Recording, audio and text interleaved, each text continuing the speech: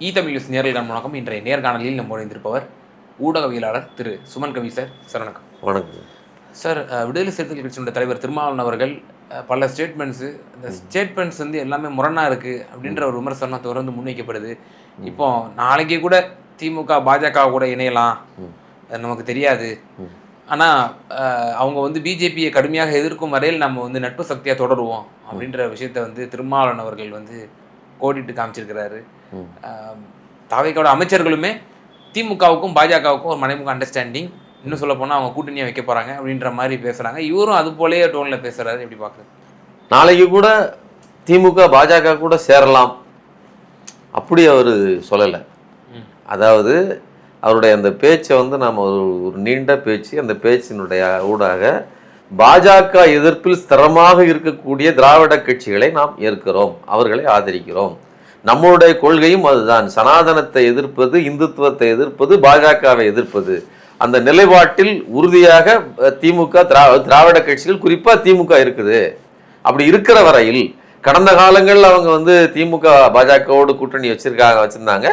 Maybe எதிர்காலத்தில் அவர்கள் போகக்கூட செய்யலாம், அது நமக்கு பிரச்சனை இல்லை. இப்போ அவர்கள் தீவிரமாக எதிர்க்கிறார்கள். அது வரையிலும் அவர்கள் நமக்கு நட்பு சக்தி தான் அப்படின்னு சொல்லியிருக்கிறாரு. அப்போ அந்த இடத்துல ஒரு பாசிங்கில் மேபி நாளைக்கு எது வேணாலும் நடக்கலாம் அப்படின்னு தான் அவர் சொல்றாரு.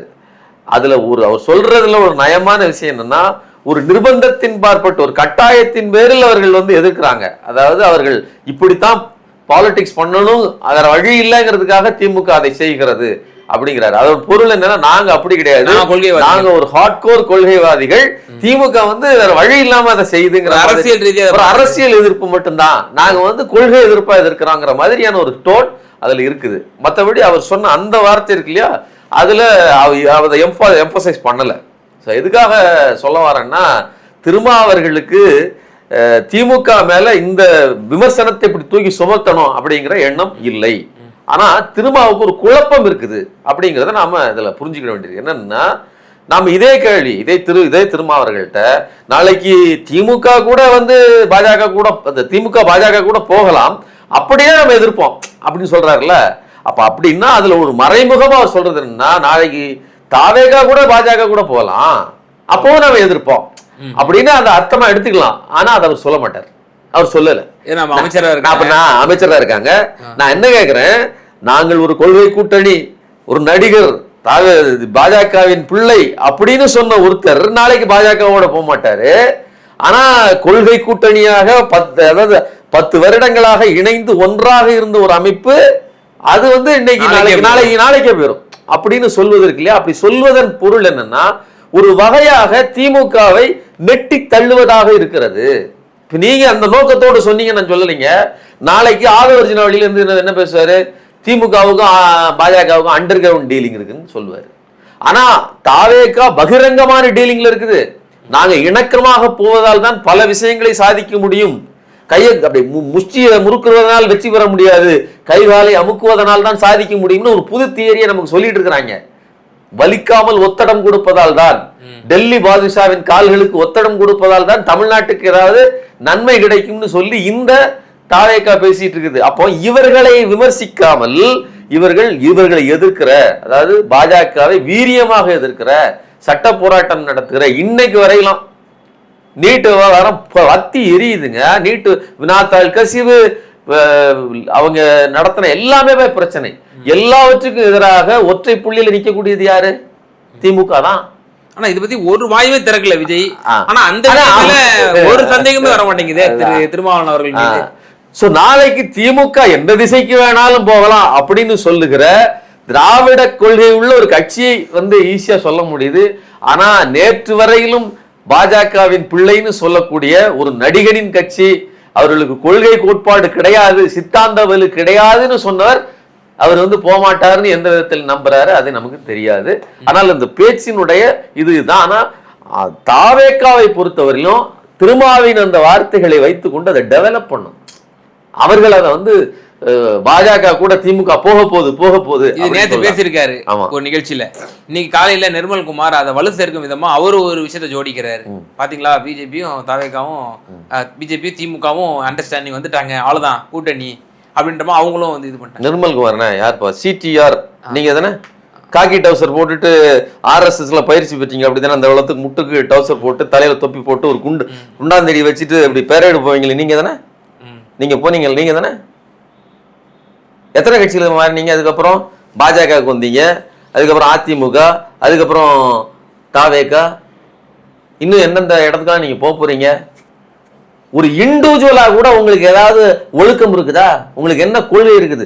நான் சொல்றேன், உங்களுக்கு நீங்க ஆர்எஸ்எஸ் பயிற்சி பெற்றவர், இன்னைக்கு வரலாம் ஆர்எஸ்எஸ் சித்தாந்தவாதி. உங்களுக்கு என்ன, நீங்க தமிழ்நாட்டின் அரசியலை பேசுவதற்கு இந்த ஆர்எஸ்எஸ் சங்கிக்கு என்ன அருகதை இருக்குது? ஒண்ணு வேண்டாங்க. திருப்பரங்குன்ற இஷ்யூ ஓடுது, விஜய்க்கு என்ன பதில் சொல்லணும்னே தெரியலைங்க. விஜய் ஒரு பிரதான கட்சி. அன்னைக்கு வந்து நாங்க திமுக ஒண்ணு, தாவேகா ரெண்டாவது இடத்துல நாங்க தான் போட்டி போட்டு நிக்கிற ஒரு கட்சி.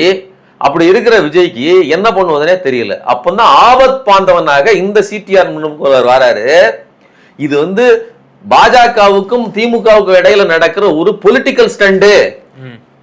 இது நாம தலையிடக்கூடாதுன்னு சொல்லி ஒரு விளக்கத்தை கொடுத்த, உலகத்திலேயே இப்படி ஒரு கேடுகட்ட விளக்கத்தை, இந்த விளக்கத்தை கொடுத்ததுனாலேயே இந்த மாதிரியான வேலைகளுக்கு குணந்தால வச்சிருக்காங்க நான் நினைக்கிறேன். இவரெல்லாம் ஒரு அமைச்சரு, இவருக்கு என்ன சொல்றது? கருத்தில விமர்சனம் நம்ம ஒருமையில பேச வேண்டாம். இப்ப என்னன்னா சார், ஒருமையில பேசல, இவரெல்லாம் சொல்லியிருக்கேன். ஓகே, இப்போ என்னன்னா திருமாவளவன் இப்படி ஒரு நேரட்டிவை செட் பண்றாரா, என்ன டோன்ல பேச வர்றாரு, அவைகள் எல்லாம் காலப்போக்கில் நம்ம வந்து நிச்சயம். நான் இதை சொல்லி முடிச்சிடுறேன். இந்த சிடிஆர் நிர்மல்குமார் விவகாரத்துல சிடிஆர் நிர்மல்குமார் சொல்லியிருக்காரு, முதல்ல அவர் சொல்லுவது, அவர் முதல்ல சொல்வதற்கு அருகதையற்றவர்.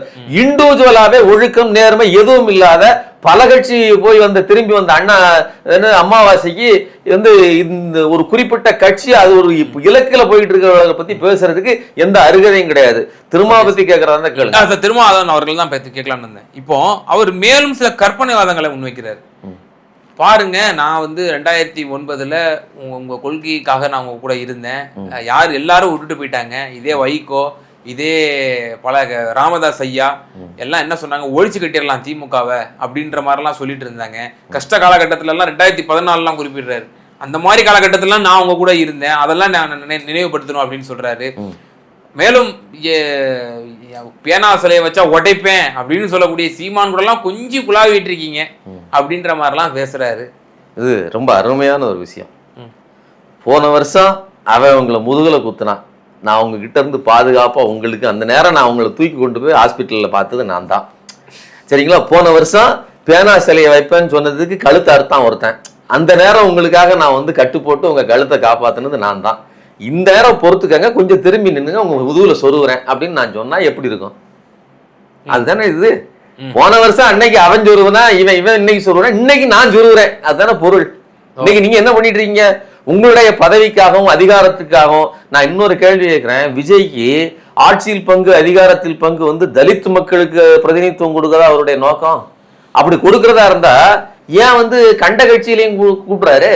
அதிமுக கிட்ட இருந்தே ஆள் எடுக்கிறாரு, யார்கிட்ட எந்த ஒரு இலக்குமே கிடையாதுங்க. நீங்க என்ன சொல்றீங்க? என்டிஏ கூட்டணியில் இருந்து வருகிற எவரையும் நான் தொடமாட்டேன், அதான் சொல்லுவார்ல சீமான். ஓட்டுக்கு காசு வாங்கினா அந்த ஓட்டு எனக்கு தீட்டு.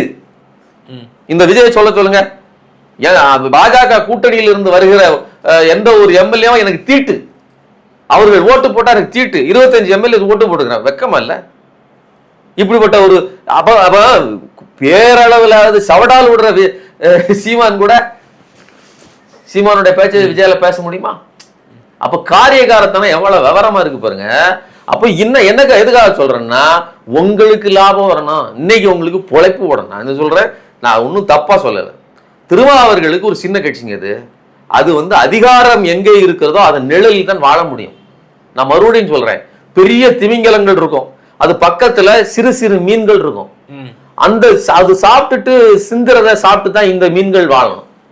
இது இயல்பானது. உலகத்துல எல்லாருக்கும் ஒரு பிழைப்பு இருக்குல்ல, சர்வைவல் இருக்குது, அதன் அளவில் இருக்குது, சரிங்களா? அதே மாதிரி அதிகாரம் உயிர் இருக்கிற திமிங்கலத்துக்கு பக்கத்துல தான் இன்னொரு உயிரா இது இருக்க முடியும். உயிரற்று போய் ஒரு திமிங்கலம் கீழே போய்கிட்டு இருக்கு, இல்ல ஜகலமா இருக்கு, அது அதிகாரம் அற்று போயிருக்குன்னா அதுவே சாப்பிடுறது இல்லை, அது நோய்வாய் போயிட்டு இருக்குன்னா அந்த இதுட்டு போய் இது என்ன சாப்பிட முடியும்? அப்ப அதிகாரத்தை 5 வருடங்கள் சுவைத்தாக வேண்டும்ங்கிற கட்டாயம் சிறு கட்சிகளுக்கு இருக்குது, சரிங்களா? அந்த நிர்பந்தம் யாரா இருந்தாலும் ஓகே. இன்னைக்கு அடுத்து பாமகவுக்கு இருக்கான இருக்கு, பாமகவோட அவர்கள் பேசவில்லையா? பேசுறாங்க, பகிரங்கமா நடக்குது. கூப்பிட்டு ஏங்க நீர்வளத்துறை அமைச்சர் புசி ஆனந்த் போய் பக்கத்துல உட்காந்து அண்ணன் உட்காருங்க நான் பாடுறேன் அப்படின்னு உட்கார்ந்து ஏதோ அவ்வளவு சிறப்பம்சத்தோட கூப்பிட்டு அந்த மேகத்தாட்டுக்கான அந்த பெட்டிஷனை வாங்க வர்றாரு. அப்போ எதுக்கு சொல்றேன்னா, இதே மாதிரி ஒரு அமைச்சர் திமுக ஆட்சியில செஞ்சிருந்தா நீங்க இப்படி விட்டுருவீங்களா? என்ன கேள்வி கேட்டிருப்பீங்க? இல்ல இப்போ அதாவது திருமாவை விட்டுருங்க, திருமாவை ஆதரிக்கக்கூடிய கீழே இருக்கிற அடுத்த கட்ட தலைவர்கள் எத்தனை பேர் வீடியோல வந்து என்னென்ன பேசுவாங்க சங்க தலைவர்கள்லாம், அண்ணே இன்னைக்கோ இல்ல விட்டுருங்க, ஏன்னா அது அவர் பேசுவாருங்கிறதுக்காக இல்லைன்னு நினைக்கிறேன். இப்ப அவர் தான் வந்து தன்னுடைய பொதுச் செயலாளரும் சரி இன்னும் பலரை வந்து கடுமையா வந்து சாடிட்டு இருக்கிறாரு, பழித்து பேசிட்டு இருக்காரு. அது கேளுங்க, சொல்ற கேளுங்க. அவர் வந்து அந்த நேரம்லாம் திமுகவை அவ்வளவு பேசுவாரு. இப்ப விஜய் அப்படி பேச முடியுமா? உங்களால பேசிட்டு உங்களால சர்வே பண்ண முடியுமா?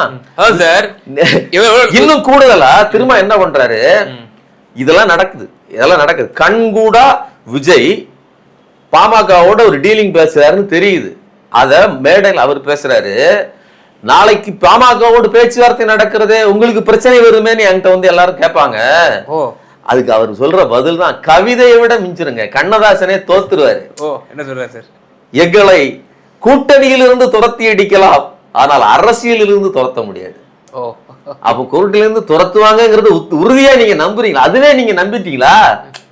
எவ்வளவு அப்ப என்னன்னா, உங்களுக்கு முதல்ல உங்களுக்கு ஒண்ணு அச்சம், கூட்டணியிலிருந்து துரத்திடுவாங்களோங்கிற அச்சம்.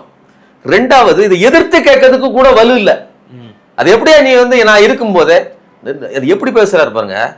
நான் வந்து உங்களுக்கு இந்த ஆட்சி கலைவதற்கு விடவே மாட்டோம் ஸ்டாலின் சொல்றாரு, 6 மாசம் சொல்றாரு. அதெல்லாம் வாய்ப்பே இல்லை. மக்கள் தீர்ப்பு அதாவது என்னன்னா, சிங்கிள் லார்ஜஸ்ட் பார்ட்டிங்க. மக்கள் தீர்ப்புன்னு ஏதோ பெரிய அது வந்து அச்சடிச்ச இது அப்படின்லாம் இது வந்து பெரிய புனிதத்தன்மை எல்லாம் கற்பிக்காதீங்க. நேற்று வரலும் தற்குறியா இருந்தவன் தான் ஓட்டு போட்டுருக்கான். இன்னைக்கு அவன் புத்திசாலியா மாறிடுறது இல்ல. நிறைய ஓட்டு போட்டு ஒரு ஜெயிச்சிட்டதுனால ஓவர் நைட்ல ஒருத்தருக்கு அறிவு வந்துருமா? நான் அவனுக்கு டாக்டரேட் பட்டம் கொடுத்துட முடியுமா? என்ன அவன் மறுபடியும் ஏதாவது மரத்துல தான் ஏறிட்டு நிக்க போறான். சரிங்களா? அவனுக்கு எந்த புத்திசாலித்தனம் ஆயிர போறது கிடையாது. நான் என்ன சொல்றேன்னா, இந்த மக்கள் தீர்ப்பு இந்த ஜூலைக்குள்ள ஏமாத்தாதீங்க. ஒரு ரசிகர் கூட்டம் அங்கவே விழுந்துருச்சு. அவரை மீட்டெடுக்க வேண்டிய பொறுப்பு, சமுதாய பொறுப்பு அண்ணன் திருமாவர்களுக்கு இருக்குது. ஆனா அவரும் போய் விழுந்துட்டாரு. எப்படி பாருங்க, ரசிகனா போய் மொத்தமா விழுந்தா எண்ணிக்கை குறைஞ்சிருச்சு, நாமளும் சேர்ந்து விழுந்துருவோம்னு உள்ள விழுந்துட்டு அங்க போய் அங்க கை நினைச்சிட்டாப்ல. செஞ்சோற்று கடன் தான். சாப்பிட்டுட்டீங்கன்னா என்ன பண்ற, இப்படி சாப்பிட்டீங்கன்னா வாங்க அப்படின்னு சொல்லி அவன் உள்ள காத வச்சிருக்கான். ஆனா எதிர்த்து பேச முடியல. பாமகவை தூக்கி வச்சு நீங்க பேசிட்டு. அப்ப எதுக்கு சொல்றேன்னா, பாமகவும் இந்நேரம் அது திமுகவோட டீல் பண்ணல, விஜய் தான் டீல் பண்ணுது. ஏன்னா அதிகாரம் இப்ப விஜய்கிட்ட இருக்குது. உள்ளாட்சி தேர்தலாக இருந்தாலும் சரி, அடுத்த நாடாளுமன்ற தேர்தலாக இருந்தாலும் சரி, விஜயோடு சேர்ந்திருந்தால் லாபம் கிடைக்கும் அப்படின்னு அவர்கள் நினைக்கிறாங்க. இப்ப சிறு கட்சிகள் எப்போதும் அதிகாரத்தை நோக்கி பின்புலத்தில் ஓடியே ஆகணும். பெருங்கட்சிகளுக்கு அந்த பிரச்சனை இருக்குது. பெருங்கட்சிகளுக்கு வேறு மாதிரி இருக்கும். நேரடியா கூட்டணி வைக்க மாட்டாங்க. ஆனா எதிர்க்க வேண்டிய இடத்தில் கொஞ்சம் அமுங்கி போயிருவாங்க. அது நடக்கும். திமுக நாளைக்கு பாஜகவை வீரியமாக எதிர்க்க வேண்டிய இடத்தில் அமுங்கி போகுமான்னு கேட்டீங்கன்னா அது நடக்கிறதுக்கு வாய்ப்பு இருக்கு. ஆனா கூட்டணி வச்சிரும்னு சொல்றதுக்கு எந்த அருகதையுமே கிடையாது. ஏன்னா சிறு கட்சிகள் அதுக்கு நிலைப்பாடே கிடையாது. சர்வேவலுக்காக எங்க வேணாலும் போயிடுவாங்க. கருத்து சார். இப்போ சிபிஐனுடைய மாநில செயலாளர் தோழர் வீரபாண்டியன் என்ன சொன்னாரு, இந்த மாதிரி இது குதிரை பேரம் நடக்குது, இது வந்து ஜனநாயகத்துக்கு உகந்தது அல்ல அப்படின்னு கண்டிக்கிற மாதிரிலாம் பேசினாரு. பிறகு அதே மாலையில் என்ன பேசுறாரு, விரைவில் நாங்கள் வந்து அமைச்சரவையில் இடம்பெற்றாலும் அது வந்து ஆச்சரியப்படுவதற்கு இல்லைன்னாரு. என்னடா திடீர்னு இப்படி பேசுறாரு அப்படின்னு நம்ம ஆச்சரியப்பட்டோம். அப்புறம் மறுநாள் வந்து இது சம்பந்தமான கேள்வி வந்து சிபிஎம் மாநில செயலாளர் தோழர் சண்முகம் அவர்கிட்ட கேட்கும்போது, அப்படியா அவருக்கு அப்படி பேசினாரா? இல்லை, நான் அவர்கிட்ட கேட்கணும் இதை பத்தி. நாங்களா ஒரு கூட்டமைப்பா இருக்கிறோம், நாங்களா ஒரு ஒன்றிணைந்து எடுத்த முடிவு எப்படி சொல்லுவார் அப்படின்னு சொல்லி. இதுக்கு இன்னொரு ரியாக்ஷன் வந்துருக்கு. சிபிஐனுடைய எம்பியா இருக்கக்கூடிய சுப்பராயன் அவர்கள் அவர் என்ன ஸ்டேட்மெண்ட் விட்டுருக்கிறாரு, இது வந்து கூடவே கூடாது, யார் சொன்னா இந்த மாதிரி, நாங்க வந்து அமைச்சர்கள் ஒருபோதும் என்ன பண்ண மாட்டோம். சிபிஐனுடைய எம்பி அவர்கள் இந்த மாதிரி சட்ட ஒழுங்கு பிரச்சனை இருக்கு, இந்த பல பிரச்சனைகள் இருக்கு, இதுல குதிரை பேராக நடந்துட்டு இருக்கு இடையில, இதெல்லாம் நாங்க எப்படி வந்து நாங்க ஏத்துப்போம் அப்படின்ற மாதிரி அவர் ஒரு கடுமையான ஒரு சாடல். இப்படி இவ்வளவு குழப்பங்களுக்கு மத்தியில இந்த கூட்டணி ஆட்சி என்பது ஓடிக்கொண்டிருக்கிறதா அப்படிங்கிற ஒரு கேள்வி இருக்கு. இல்ல, முந்தைய கேள்வி இருக்கு இல்லையா, திருமாவளவன் அவர்கள் முரண்பாடாக பேசுவது, மாற்றி மாற்றி பேசுவதற்கு என்ன காரணம், குழப்பமா இருப்பது காரணம். அதுக்கு காரணமும் ஒரே பிரச்சனை தான். இதற்கு காரணம் ஒரே பிரச்சனை தான். இன்னும் கவனிச்சிங்கன்னா உங்களுக்கு தெரியும், நாங்கள் அமைச்சரவையில் கூட பங்கெடுப்பதற்கு வாய்ப்பு உண்டுன்னு சொன்ன அதே சிபிஐ வீரபாண்டியன் தான் அதே பேட்டியிலேயே அதுக்கப்புறம் பேசுனதில் இன்னொரு பேட்டியிலே என்ன நினைக்கிறேன் சொல்றாருன்னா, நாங்கள் உள்ளாட்சி தேர்தலில் தனித்து நின்று எங்களுடைய தனிப்பட்ட இண்டிவிஜுவாலிட்டி என்னன்னு நாங்கள் செக் பண்ணி பார்க்க போறோம். அது நீங்க எப்போ வேணாலும் பார்த்துருக்கலாமே, போன 5 வருஷத்துல பார்த்துருக்கலாமே. எதுலையா ஒண்ணுல எதுக்கு சொல்றேன்னா, திமுகவோடு அந்த கூட்டணியில் இருக்கும்போது கொள்கை கூட்டணி கொள்கை சும்மா சொல்லலைங்க, ஒரு இண்டிவிஜுவல் பிணைப்பு இருந்துச்சு. இன்னைக்கு கட்டி வச்சிருக்காங்க. நீ சில குடும்பங்கள் பார்த்துருப்பீங்க, ஒட்டும் இல்லை உறவும் இல்லை, டப்புன்னு தட்டில் போட்டு போவாங்க, பேச மாட்டாங்க, அங்க எடுத்து சாப்பிட்டுக்காங்க, இப்படி இருக்கும் பார்த்துக்கோங்க. அதாவது அது ஒரு குடும்ப உறவாக இருக்காது, கட்டி வச்சுட்டாங்கிற ஒரு நிர்பந்தமாக இருக்கும். அதே மாதிரி இன்னைக்கு ஒரு வழி இல்லாமல் இவர்கள் நிர்பந்தத்தின் பெயரால், அதாவது ஒரு காலச்சூழலின் பெயரால் இருக்கிறார்கள். அதை அவர்கள் சொல்ல முடியாமல் இருக்கிறாங்க. என்ன பண்ணலாம்? அதாவது ஒரு பக்கம் விஜய் என்ன பண்றாரு, இந்த சைடு ஆஃபர் வைக்கிறார், ஒரு பக்கம் லெக் பீஸ் அல்லது பணம் அல்லது ஏதோ ஒன்று வைக்கிறார், இதை எடுத்துக்கங்க, இல்லைன்னா இந்த பக்கம் இன்னொன்று. சில படங்கள்ல மிரட்டுவாங்க பார்த்திருக்கீங்களா, ஒரு பக்கம் பணம், இன்னொரு பக்கம் துப்பாக்கி. திரைப்படங்கள்ல பார்த்திருக்கீங்களா, ஒன்று இது எடு இல்லைன்னா இது எடு, உனக்கு எது வேணும், துப்பாக்கி வேணும். இந்த மாதிரியான சூழ்நிலையில் விஜயின் அரசு என்பது இப்படித்தான் போயிட்டு இருக்குது. எங்களோட இணக்கமாக இருந்து எங்களோட நெருங்கி வந்துக்கங்க, இல்லை அப்படின்னு சொன்னா அவங்கள நாங்க என்ன டீல் பண்ணுமோ பண்ணிக்கிடுவோம் அப்படிங்கிற இடத்துக்கு அவர்கள் நகர்ந்து கொண்டு இருக்கிறாங்க. 4 எம்எல்ஏக்கள் முதலில் வந்ததும் அதிமுக இருந்து பிறகு 2 பேர் வந்ததும் இன்னும் 12 பேர், அதாவது மொத்தமா 12 பேர் வருவதற்கு இழுத்து கொண்டிருப்பதும் எல்லாம் எதுக்கு? தன்னுடைய ஆட்சியை ஸ்திரப்படுத்திக் கொள்வதற்கு.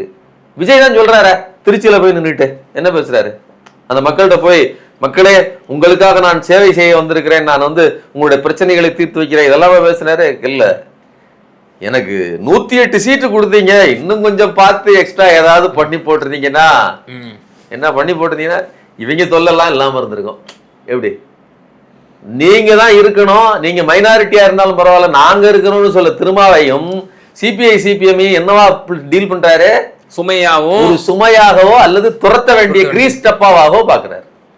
விஜய் அப்படிதான் பாக்குறாரு. அதோட பொருள் அதுதான். இன்னும் கொஞ்சம் எக்ஸ்ட்ரா போட்டு கொடுத்துருந்தீங்கன்னா, நான் இங்க எல்லாம் போட்டு கொள்கை கோட்பாடு இவங்க கிட்ட உட்கார்ந்துட்டு ஆளு கட்ட முடியல, அவசியமே கிடையாது, என்னை டார்ச்சர் பண்றாங்க அப்படின்னு அவர் நினைக்கிறார். அதனாலதான் அவர் அடுத்த பக்கமா இழுக்கிறாரு. அப்ப என்ன ஆகுது? அவருடைய மென்டல் பிரஷர், அவர் வேறு பக்கம் பாக்குறாரு. இவர்களுடைய மென்டல் பிரஷர் என்ன ஆகுது? நாளைக்கே நம்ம அடி வயிற்றுக்குள் இவர்களுக்கு ஒரு மாற்றம் என்ன அப்படின்னா, அடுத்து நாம யாரு விக்கிட்டு போகும் தெரியலையே, என்ன நடக்க. இன்னொன்னு, கொள்கை ரீதியாக இப்போ சிபிஐ வீரபாண்டியன் விவகாரத்துக்கு வருவான். சிபிஐ வெளியில தான் நிக்குது, அவர்கள் ஒன்றும் கூட்டணிக்குள்ள இல்லை. இப்ப உள்ள போகவா வேண்டாமாங்கிறதுல என்னன்னா, ரொம்ப நாள் எப்படி வெளியிலே நின்றுட்டு இருக்கிறது, உள்ள போயிட்டோம்னா பிரச்சனை இருக்காதோன்னு நினைக்கிறாங்க. ஒரு பக்கம் ஒரு வரப்பிரசாதம், ஒரு மைண்டுக்குள்ள அமைச்சரவையில் இடங்கள் அப்படி ஒரு மைண்டுக்குள்ள இருக்குது, ரிங் அடிக்குது. ஆனா கட்சிக்குள்ள என்னன்னா, உள்ள போயிட்டேன்னா அழிஞ்சிருவ, இது கட்சி ஒரு டிபார்ட்மெண்ட் ஆயிரும். இப்போ விசிகா என்னது, தாவேகாவின் ஒரு department, it's not individual company. சரிங்களா? தாவேகா இண்டிவிஜுவல் பார்ட்டி கிடையாது. இன்னைய தேதிக்கு அது தாவேகாவினுடைய ஒரு செக்மெண்ட், ஒரு வீட்டினுடைய ஒரு அறை தனியாக ஆக்கி அந்த மாதிரி நிலைமையில தான் இருக்கிறாரு. அதாவது இடம் கிடைச்சிருச்சு. இல்ல மகன் வீடு கட்டினா அப்பாவுக்கு ஒரு ரூம் கொடுப்பான, அதே மாதிரி அப்பாவுக்கு வீடு கட்டல, அப்பாவுக்கு 60 வயசுக்கு அப்புறம் ஓய்வு எடுக்கிறதுக்கு ஒரு அறை கொடுத்துருக்கு. அதே மாதிரி அமைச்சர் பதவிங்கிறது இன்னைக்கு விசிகாவுக்கு கொடுக்கப்பட்ட ஒரு அறை. அந்த இடத்துக்குள்ள நீங்க இருந்துக்கலாமே தவிர பில்டிங் உள்ளது கிடையாதுங்கிறது தான் இன்றைய நிலைமை. ஆட்சியில் பங்கு அதிகாரத்தில் பங்குன்னு சொன்னீங்க, அன்னைக்கு நீங்கள் ஆட்சியில் பங்கு அதிகாரத்தில் பங்கு பெறவில்லை, ஆனால் பிரச்சனைகளுக்காக உங்களால் குரல் கொடுக்க முடிஞ்சது, எதிர்த்து நிற்க முடிஞ்சது. ஒரு கொடிக்கம்பு வைக்கலட்டா கூட உரிமையோடு உங்களால் கேட்க முடிஞ்சது, போராட முடிஞ்சது. இன்னைக்கு அம்பேத்கர் சிலைய வைக்கிறதுக்கு முடியாமல் போராடிட்டு இருக்காங்க. அவ்வளவு பிரச்சனைகள் நடக்குது. நீங்க அதை பத்தில எதுவும் செயல்பட முடியாத அளவுல கையேறு நிலையில இருக்கீங்க. அதுக்கு காரணம் இந்த அதிகாரம் தான். அதே மாதிரி தான் சிபிஎம்மும் இருக்குது. அவர்களுடைய இந்த முரண்பாட்டுக்கு காரணம் இந்த விஜய் பண்ணுகிற குழப்பம் தான் அப்படின்னு என்னுடைய கருத்து. இறுதியான ஒரே கேள்வி தான் இந்த விவகாரத்துல. அதாவது ஒரு பக்கம் இப்படி குழம்பி ஸ்டேட்மெண்ட்ஸை விட்டுட்டு இருக்கிறாங்க கூட்டணி கட்சிகள். இதை நம்ம திமுகவினரிடம் நம்ம முறையிடும் பொழுது திமுகவினர் என்ன சொன்னாங்கன்னா, எங்கள் தலைவர் அப்பவே சொன்னார்ல, 6 மாதமோ 1 வருடமோ 2 வருடமோ விரைவில் பொது தேர்தலில் சந்திக்க நேரிடும், இந்த ஆட்சி அவ்வளோ நாள் நீடிக்காது அப்படின்னு சொன்னார்ல எங்கள் தலைவர். எங்கள் தலைவர் ஜனநாயகத்து மீது நம்பிக்கை கொண்டவர், அவர் குதிரை பெறலாம் பண்ண மாட்டார், இதெல்லாம் வச்சு தான் கணக்கு பண்ணி தான் சொன்னார் அப்படின்றாரு. உண்மையிலேயே திரு மு.க. ஸ்டாலின் சொன்னதுக்கு இதுதான் விளக்கமா நம்ம எடுத்துக்கணுமா? மு.க. ஸ்டாலின் அவர்கள் சொன்னதுக்கு தெளிவான விளக்கம் இதுதான். அதாவது என்னன்னா, ஸ்டாலின் அவர்கள் நினைத்திருந்தால் நான் என்ன சொல்றேன், இவர்களெல்லாம் ஸ்டாலின்ட்டு போய் அனுமதி கேட்டுட்டு தான் வந்தேன்னு சொன்னாங்க. அனுமதி கேட்கிற இடத்தில் தான் இருந்தார்கள். இன்னொன்று, ஸ்டாலினுமே எல்லாரிடமும் இணக்கமாக தன்னுடைய, அதாவது ஆஸ் மச் அஸ் பாசிபிள் தன்னுடைய நட்பை தொடர்கிற இடத்தில் தான் இருக்கிறாரு. அதை முறிச்சு விட்டுட்டு போனோம் அல்லது அந்த நட்பை மிஸ்யூஸ் பண்ணணும் அப்படின்னு நினைச்சது கிடையாது. இதே திருமாவளவன் அவர்கள் என்ன சொன்னாரு, இவ்வளவு நெருக்கடி இன்னைக்கு இப்படி சொல்றீங்கல்ல, இன்னைக்கு நாங்க உள்ள வந்துட்டோம், நாங்க அதிகாரத்தை பெற்றுட்டோம், வேண்டான்னு விட்டதுக்கு அப்புறம் நான் எங்க அதிகாரத்தை பெற்றானே எதை பெற்றானே உங்களுக்கு என்ன பிரச்சனை, இதே கேட்கிறாரு திருமா. சொல்லிட்டு என்ன சொல்றாரு, ஒருவேளை உங்களுக்கு இந்த கூட்டணி அமைய வேண்டாம்னு உங்களுக்கு எண்ணம் இருந்தா நீங்க அன்னைக்கெல்லாம் அதை சொல்லிருக்கணுங்கிறாரு. அப்படி சொல்லி இருந்தால் நாங்கள் கேட்டிருப்போம்னு அதுக்குள்ள பொருள் இருக்கு. அப்ப திருமா வார்த்தைக்குள்ள என்ன இருக்குன்னா, நீங்க விட்டுட்டீங்க, எவ்வளவு தூரம் போறோங்கிறத கேள்வி கேட்காதீங்க. நாங்க கூட்டணியில இருக்கிறோமா அல்லது ஆதரவு கொடுக்குறோமா அதெல்லாம் கேட்காதீங்க, அல்லது ஆட்சிக்குள்ள பங்கெடுக்கிறோமா அதெல்லாம் கேட்காதீங்க, விட்டுட்டீங்கல்ல அப்படிங்கிறாரு. அப்போ திருமாவுக்குள்ளேயே சொல்றதுதான், நீங்க விடாமல் நீங்கள் எங்களை ஸ்ட்ரெஸ் பண்ணிருந்தீங்கன்னா நாங்க உங்களோட இருந்திருக்க வாய்ப்பு உண்டுங்கிறதுன்னு அதோட பொருள். அப்ப அப்படிப்பட்ட வலு இருந்துச்சுன்னா இருந்துச்சு. IUML கடைசி வரலும் ஸ்டாலின் ஆதரவு, அதாவது எப்படியாவது ஸ்டாலினோட இருக்கணும் தான் நினைச்சாங்க. 30 வருஷத்துக்கு மேல அந்த IUML நடந்த ஒரு பகிர் உண்மை என்னன்னா, IUMLமே பிளந்திருக்காங்க. அதே தமிழக வெற்றி கழகம் கவர்னர்கிட்ட மனு கொடுக்கும் போது ஒரு IUML MLA ஆதரவு கடிதத்தை கொண்டு போய் கவர்னர்கிட்ட கொடுத்துருக்காங்க. அங்கேயும் ஒரு நடந்திருக்கு ஒரு விஷயம், அது பூதாகரமாகல வெளியே பேசப்படலாம் அப்படிங்கறதுனால அது நமக்கு அறியப்படாத சொல்றேன். பாஜகவின் குட்டி இது, நான் இதுதான் ஆரம்பத்துல இருந்து சொல்லிட்டு இருக்கிறேன். அவருக்கு பிள்ளைன்னு சொன்னாரு, நான் குட்டின்னு சொல்றேன். சரிங்களா? இது ஒரு மனித உயிராக, ஒரு உயர்வான என்ற ஒன்றாக கருதப்பட வேண்டிய அவசியமற்றது. அதனால பாஜக என்னென்ன கலேபகரங்களை செய்யுமோ அதையெல்லாம் அது செய்யுது. மற்றபடி நீங்க இதுல இது பண்றதுக்கு ஒண்ணும் இல்லை. அதனால இந்த நெருக்கடிக்கு மத்தியில் தான் IUML போய் உள்ள உட்காருது.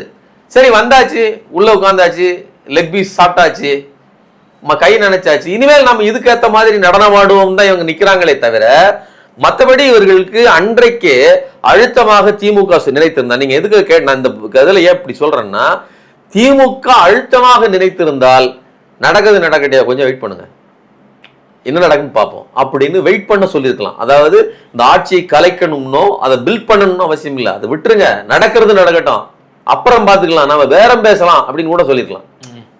இவங்க கன்வின்ஸா பேசுறது என்ன, இப்போ விஜய்கிட்ட நீ போன அப்படிதானே, இப்பவே போனோன்னா உனக்கு ஒன்றும் கிடைக்காது, நான் உனக்கு கன்வின்ஸ் பண்ணி உனக்கு இன்னும் சிறப்பாக உனக்கு நான் பண்ணி தரேன்னு சொல்லி திமுகவே இவர்களை நிறுத்தி வைத்திருக்கலாம். அதை கூட செய்யல.